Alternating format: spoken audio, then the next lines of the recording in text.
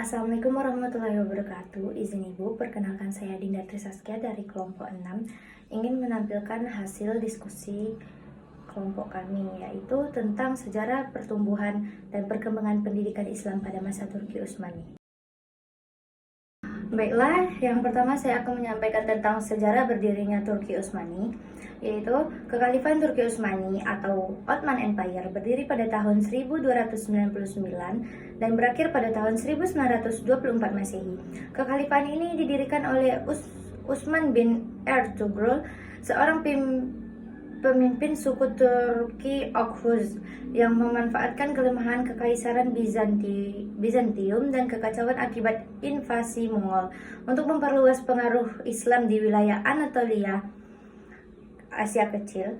Dari sebuah beylik kecil di Anatolia, kekuasaan Turki Utsmani memperluas hingga mencakup wilayah Asia Barat, Eropa Tenggara atau Balkan, Afrika Utara, dan sebagian besar Timur Tengah. Turki Utsmani bukan hanya sebuah kekuatan militer dan politik, tetapi juga sebuah pusat peradaban Islam yang kuat, yang memainkan peran penting dalam melestarikan dan mengembangkan kebudayaan serta pendidikan Islam.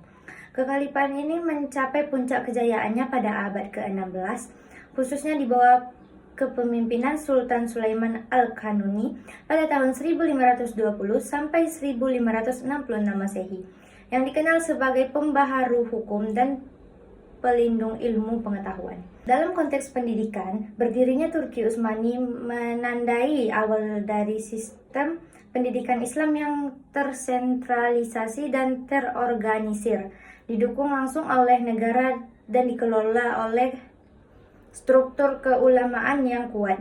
Yang kedua yaitu masa kejayaan Turki Utsmani. Masa kekaisaran Turki Utsmani berlangsung dari abad 15 ke 17, mencapai puncaknya pada masa Sultan Sulaiman Al-Kanuni 1520 sampai 1566. Pada masa ini, wilayah kekuasaan Utsmani membenteng luas dari Eropa Timur, Timur Tengah hingga Afrika Utara, menjadikan kekuatan besar dunia Islam. Kejayaan ini didukung oleh kepemimpinan sultan-sultan yang kuat, terutama Mehmed II, Selim I, dan Sulaiman Al-Kanuni, yang memperluas wilayah, memperkuat hukum, dan menata pemerintah secara sistematis. Keunggulan militer seperti pasukan Janissary dan kekuatan armada laut memperkuat domisi mereka. Sementara sistem hukum yang menggabungkan syariat dan hukum adat menciptakan stabilitas.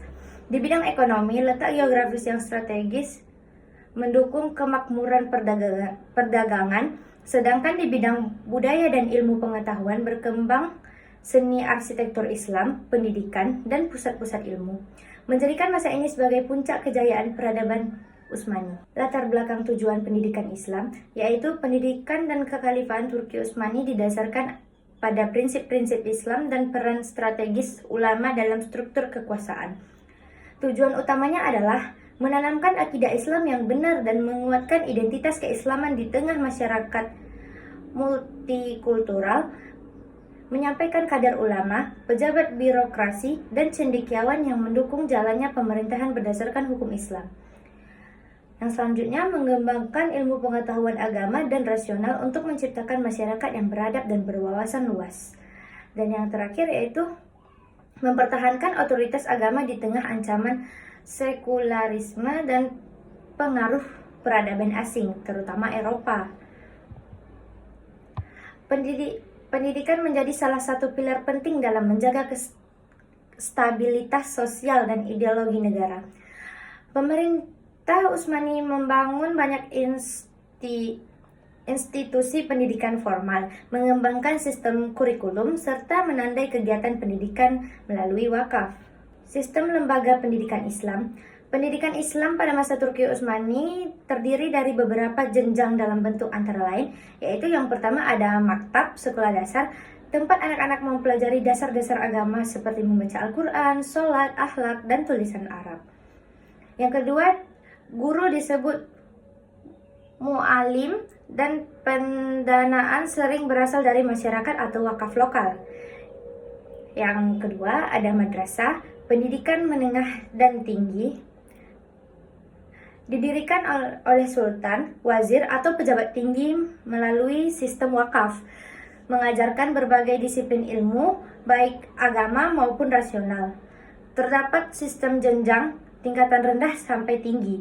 Madrasah Sulaimaniyah di Istanbul adalah salah satu madrasah terbesar dan terkenal. Yang ketiga yaitu ada Darul Hadis dan Darul Quran, lembaga khusus untuk mengkaji hadis dan Al-Quran secara mendalam, menghasilkan para muhaddis dan qori yang ahli dalam bidangnya. Yang terakhir yaitu ada universitas dan perpustakaan. Lembaga pendidikan tinggi berperan dalam universitas dan perpustakaan besar di Istanbul, Edirne, dan Bursa. Banyak manuskrip keilmuan dikumpulkan dan disalin ulang oleh para sarjana. Kurikulum dan metode pengajarannya yaitu kurikulum pendidikan Islam pada masa Utsmani mencerminkan integrasi antara ilmu agama dan ilmu rasional. Materi pelajaran mencakup ilmu agama, tafsir, hadis, fikih atau mazhab Hanafi dominan, usul fikih, dan tasawuf.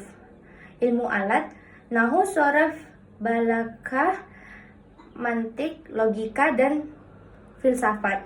Ilmu rasional dan eksakta yaitu matematika, astronomi, geometri, musik, dan ilmu kedokteran.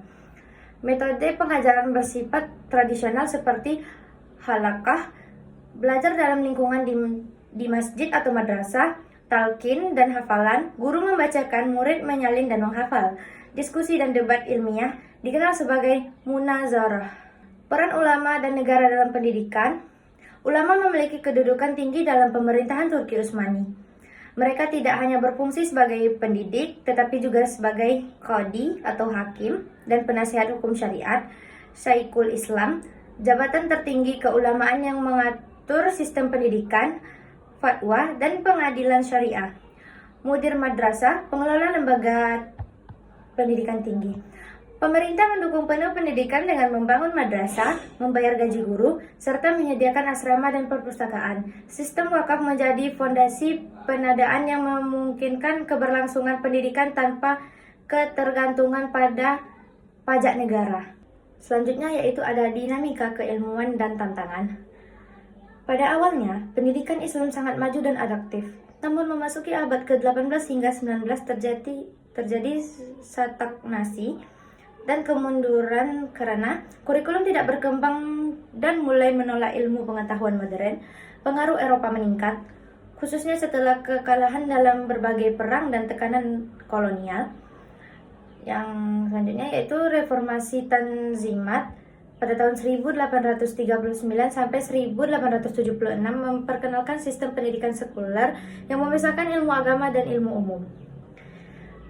Pembubaran kekhalifahan terjadi pada tahun 1924 oleh Mustafa Kemal Atatürk, menyebabkan madrasah ditutup dan diganti oleh sekolah negeri sekuler. Yang terakhir, kesimpulan. Pendidikan Islam pada masa Turki Utsmani mencapai puncak kejayaan dengan sistem yang terstruktur, berjenjang, dan berlandaskan pada prinsip syariah serta ilmu rasional. Lembaga pendidikan seperti maktab, madrasah, dan darul hadis berperan besar dalam mencetak ulama dan ilmuwan Islam. Ulama memainkan peran strategis dalam pendidikan dan politik negara.